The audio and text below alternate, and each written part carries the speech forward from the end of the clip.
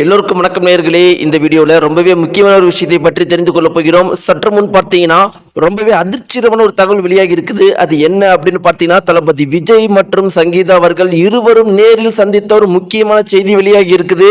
இருவரும் என்ன பேசிக்கிட்டாங்க அப்படிங்கிற ஒரு குறிப்பிட்ட தகவல் வெளியாகி இருக்குது. ஒட்டுமொத்த தமிழகமே இப்போ இதை பற்றி தான் பேசிட்டு இருக்குது. என்ன நடந்துச்சு அப்படிங்கிற அந்த முக்கியமான விஷயத்தை பற்றி நம்ம தெரிந்து கொள்ள போகிறோம். கண்டிப்பா இந்த ஒரு குறிப்பிட்ட வீடியோ உங்களை மிக பெருமளவுக்கு அதிர்ச்சிக்குள்ளாக்கும். வாங்க வீடியோக்குள்ள போலாம். நம்முடைய சேனலுக்கு நீங்க புதிய மறக்காம சப்ஸ்கிரைப் பண்ணுங்க.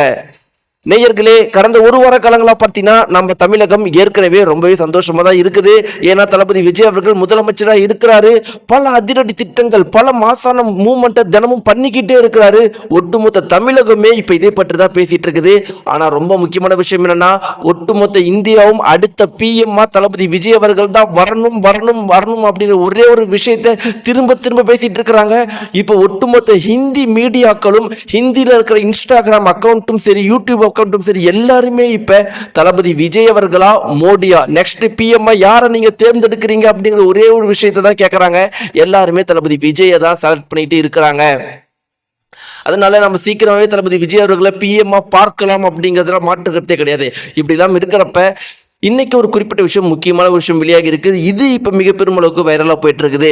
நேயர்களே, கடந்த ஒரு வாரத்துக்கு முன்னாடி எல்லாருடைய கவலையும் என்னவா இருந்துச்சுன்னா, முதல்வர் செரிமோனிக்கே தளபதி விஜய் மனைவி சங்கீதா வரலையே.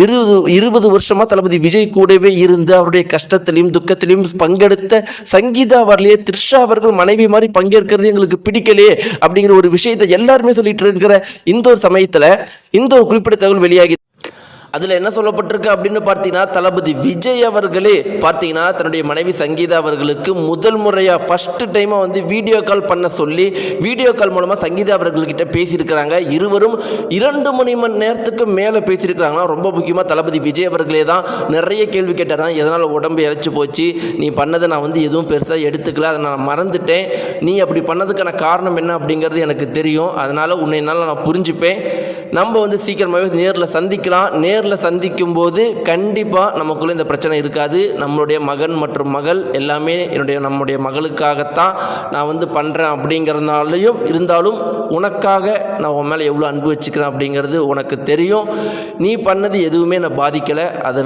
அதை பற்றி நான் எதுவுமே பெருசாக எடுத்துக்கல, நீ சந்தோஷமாக நம்ம ஒரு நாள் மீட் பண்ணலாம் அப்படின்னு ரொம்ப நேரத்துக்கும் மேலே தளபதி விஜய் அவர்கள் மனைவி சங்கீதா அவர்களுடைய உடல் நலத்தை விசாரித்து எப்படி இருக்கிற சாப்பிட்டேங்கிற மாதிரி ரொம்ப நேரம் பேசிகிட்டு இருந்தாராம்.